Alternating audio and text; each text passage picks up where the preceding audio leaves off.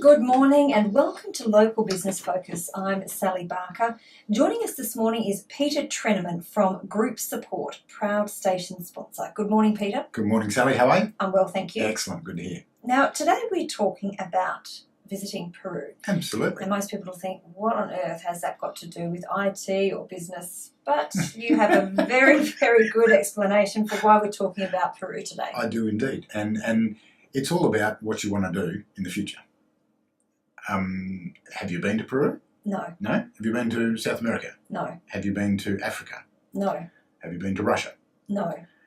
These... There's a lot of no's there. No. I don't have many leisure hours, do I? No, but the issue I'm saying is that going to England is a lot more familiar, or going to Bali, or going to America is a lot more familiar for Australians than somewhere like Peru, or Africa, or Russia. I mean, there are exceptions, and there are people that say, "Oh, what's all that?" You know, we can do that at a moment's notice. The idea is that it takes planning. It takes vision. It takes execution. It takes steps involved to get there. You know, you have to learn the language. If you want to go to Peru, you have to learn the language. You know, Spanish. It takes money because you need the flights. You need the flights booked. So you need to plan ahead of when your trip is. You know, are you going in winter or summer? All those sort of things. So the idea of actually putting some effort into planning what your future is going to have and going to contain, excuse me, is part of a business process. And the same thing applies to the business itself. What's the business going to be doing in a year's time, 2 years' time, 5 years' time? Doesn't matter if it is or not. Have you got a plan? You know?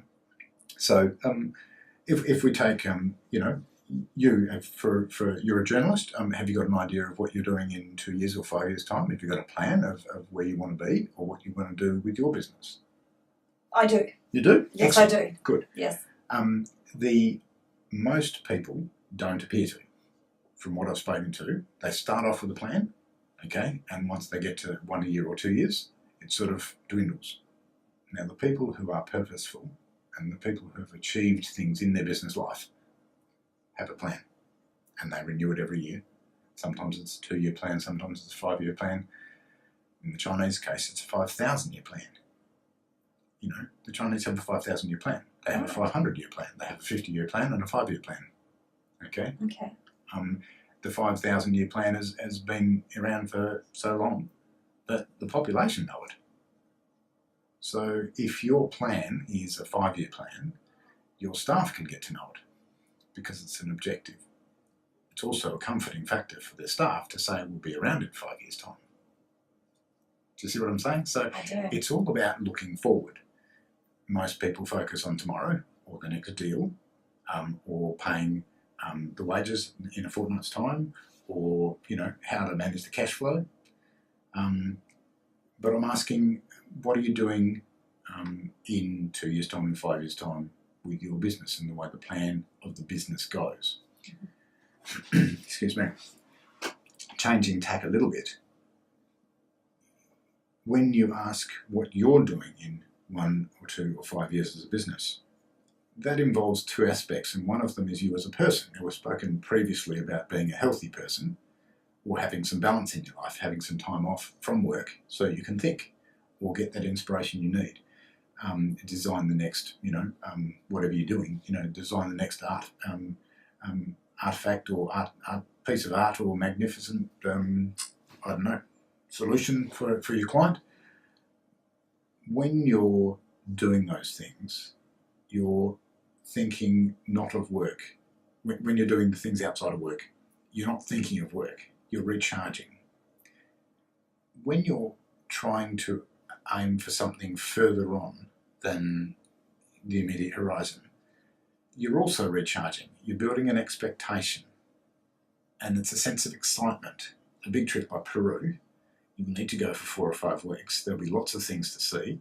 You might even catch, what's the bear? Paddington, or Paddington's aunt, or whatever it is in deepest, darkest Peru. But there's a sense of excitement and sense of purpose and a sense of building expectation.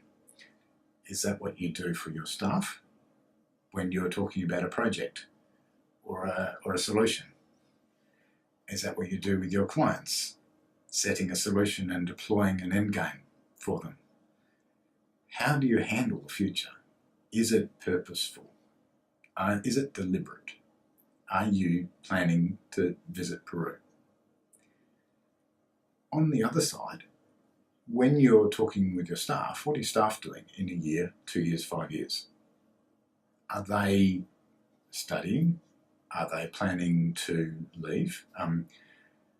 One of my staff is branching out into another profession. It's something that they've been working on the sidelines for quite a while, and we've allowed them time, regular days. We've changed their working hours. We've been flexible with what they're doing, knowing that the end game is them achieving their goal on a personal basis in another industry. Now, it's sad for us to see them go, but as a personal objective, it's important for them, and we're encouraging them. They are our biggest fan. They tell everybody how good we are because we've encouraged them, we've supported them. And every time they need someone, every time they meet someone who needs an IT person, okay, they'll recommend us, no question. And that will continue. Absolutely. It's not something that will be forgotten today, because every time that person goes to their new place of business, it's their business, they'll remember us. Because how did I get here? That's priceless. It's priceless. And if you have 5 staff, and that revolves every 5 years, by 10 years, okay, you'll have 20 people out there who are telling the world that you're behind them. How good is that? It's fabulous. Yeah. So where are you planning to visit Peru? Do you know what I'm saying? Are you planning for the long term? Are you putting some work in to build expectation and a prize at the end? If your staff embark on a course or a series of courses where they get qualified, it doesn't matter particularly, well, it does in a way, but let's just ignore that small attention to detail. What the journalists say, don't let the details get in the way of a good story. If a staff member is achieving something on a personal basis and has achieved a level of certification or respect with their industry, or they're chosen this pathway, this course or whatever they're doing, do you celebrate it? Do you congratulate them for it? I mean, do you pay half the course fees? Do you mitigate the risk of them leaving discontent? Do you mitigate the risk of them not doing the best thing possible because you're doing the best thing for them? Right. Okay? So this multi-edged sword of planning and deliberately making sure that what you're doing is the best. Now, it doesn't matter whether you're very effectual about doing it. The fact that you're doing it will rub off. And people, good staff, will help you. Now, we spoke about employing the best. A good staff who recognises, sees the pattern of your attempts to do it. Okay, it doesn't matter whether you're very effectual or not. If you are trying to do it and making consistent and repeating the efforts of being organised and being planning for the future, your staff will help you, because they want the comfort, they want the plans too, they want the excitement, they want the exhilaration, the anticipation, they want the prize at the end. Do you know what I'm saying? So there's this multifaceted sword that cuts both ways, but at the same time it turns into a multifaceted jewel. It's a gem. It's something worthwhile. When you're doing all these things, you're also building a sense of permanency. And any business, any customer will pick that up. Anybody you deal with. I mean, I have contractors who, one of my contractors is going to England to visit his family, and he's going for 3 months. He knows we will be here when he gets back. We've been around for 10 years, we'll be here more. Okay? Yeah. Now, that's not professing us, that's not advertising us. What I'm saying is, on a deliberate basis, we plan to be here. We've made it known to our staff, our contractors, our clients. We plan to be here for another 10 years. Now, how good is that to spread the word, to bring comfort? Now, people have to do their job and have to do their fair job, and they know that. You know, in amongst all this, the other little icing, the little sandwich in all that is insurance. Yeah. What are you doing if things go wrong? Your insurance, your key man insurance, your director's insurance, your public liability insurance, the things that guard you against tripping over, you know, the things that stop you achieving the things that you've planned for. And all this makes sense in a bigger picture if you've got a plan out. And once again, you've got to talk to your IT professional, the person who is there to bash things around. You've got to talk to your insurance specialist, the person who's there to guide you on the best things for your business, what you can afford and what you can't, what you need to work towards, the risks you need to mitigate internally, externally. And like when I talk to people about their business, I talk specifically. On the radio here today, we're talking generally. So seek advice from a professional who's talking to you deliberately, specifically, looking for the future. Tell them your plans for the future. Tell them what you've got. You know, plan what your aims are, what your objectives are.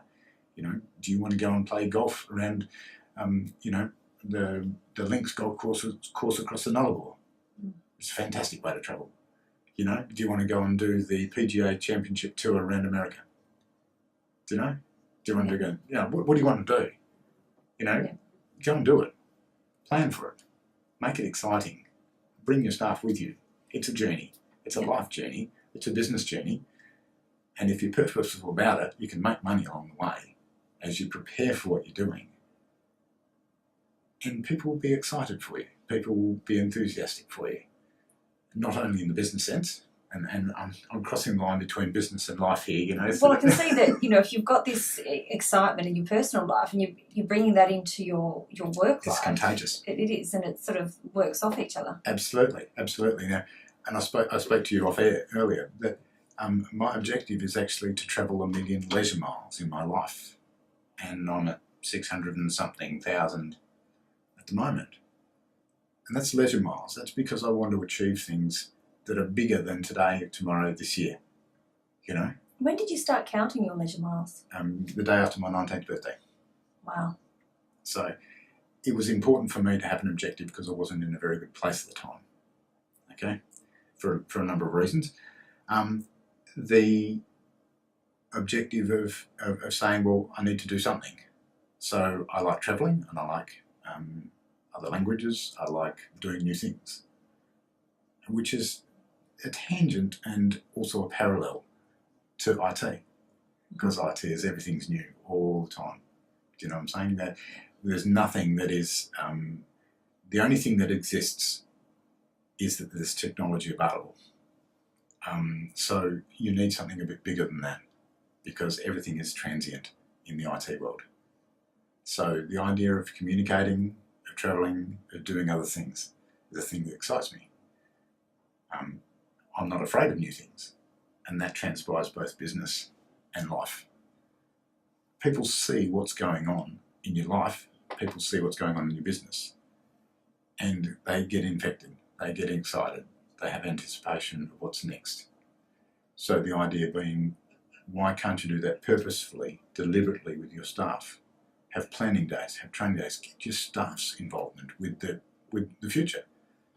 Get their suggestions. What do they want to do? Can you make the business work together? Will the business work together with their objectives and your objectives? Are they the same? Are they slightly different? Can they involve each other? Yeah, we come back to relationship again. Absolutely. It's all about talking. And with business, the idea of actually sharing what you've got with the people around you, if you employed the best people, they will see any lack you have in communicating what you're doing, of portraying and conveying your message. They will help you with that because they want what you want. Yeah. Because that will be obvious. You know, and I don't know, I sometimes feel that I fail to adequately convey some of this stuff in the radio sense and to words and people like that. It's only when I can look people in the face and see if they've understood or not. I think you explained it very well. I think we understand. We understand. We are out of time again. Oh, okay, no Yep. problem.